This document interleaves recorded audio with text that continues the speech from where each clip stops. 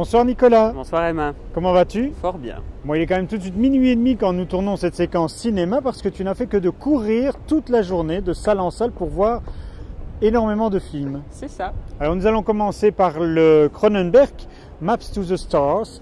Tu en penses quoi? C'est une comédie noire proprement jubilatoire. Pourquoi c'est jubilatoire? Parce que Cronenberg vraiment se moque d'Hollywood, en fait la satire sur base d'un scénario qui est vraiment décapant, qui est cynique à souhait, qui est extrêmement sarcastique, qui sur base de différentes trames incestueuses fait une sorte de métaphore en fait du tout Hollywood. Bon, par contre, au niveau des effets spéciaux, on pourra revenir, parce que la scène au bord de la piscine, c'est plutôt des effets Lloyd Kaufman que des effets canois. Oui, mais en même temps, je pense qu'il y a une volonté de jouer avec les artifices et de bien montrer que l'artifice est un artifice en tant que tel. En dehors de ça, on a quand même un casting qui est juste prodigieux. On a Julianne Moore qui fait une prestation. Oui, tout à fait. Par contre, ce dont tout le monde parle ici sur la croisette, c'est de Robert Pattinson, qui pour moi a un tout à fait second rôle et anodin dans le film. Oui, oui, oui. Mais alors par contre, Robert, on va le retrouver dans un autre film, The Rover, qui a été présenté hier soir. Et là par contre, il a un des rôles principaux. Et il est incroyable parce que c'est un film d'auteur et c'est un film où il casse son image. Oui, c'est un film de genre aussi. Oui. Il se salit, oui, oui. Il a des dents dégueulasses d'ailleurs. C'est un vrai film construit de manière atmosphérique. Il y a une photographie avec des nuances de bleu et de jaune. C'est vraiment des bonnes prestations d'acteurs et les seconds rôles sont vraiment très très bien. On rentre directement dans l'action avec quelqu'un qui se fait voler sa voiture et c'était une très mauvaise idée. Nous allons parler de la suite. Qu'as-tu vu d'autre en compétition? Foxcatcher. Oui, qui était présenté ce matin. Et alors, une grande attente aussi. Et ça commence très très bien. Il y a une très très belle prestation de la part de tous les comédiens.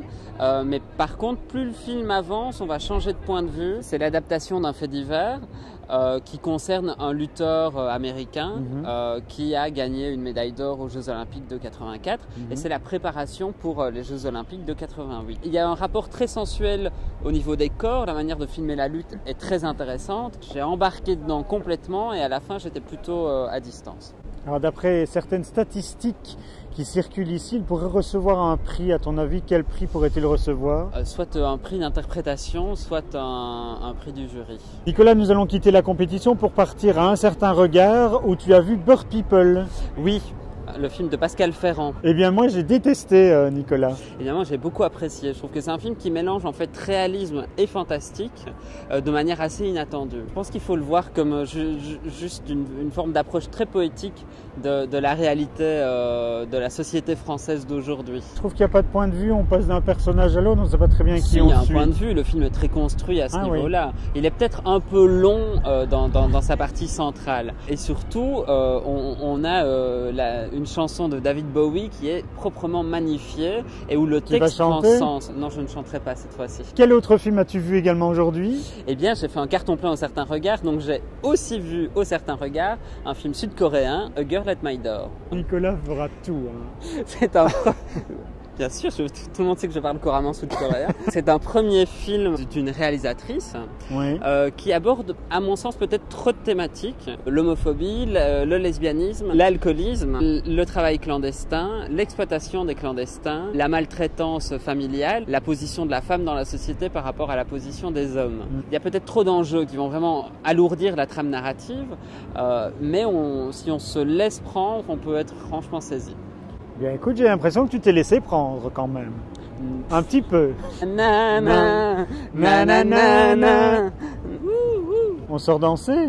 Moi je vais à la soirée du Cronenberg ce soir. Oui, il a eu un carton d'invitation. Moi oui, pas. Grâce au Black Movie. Nous allons partir dans un film gréco-belge qui s'appelle Xenia, avec un gros lapin. Alors je sais que tu avais beaucoup d'attentes sur ce lapin.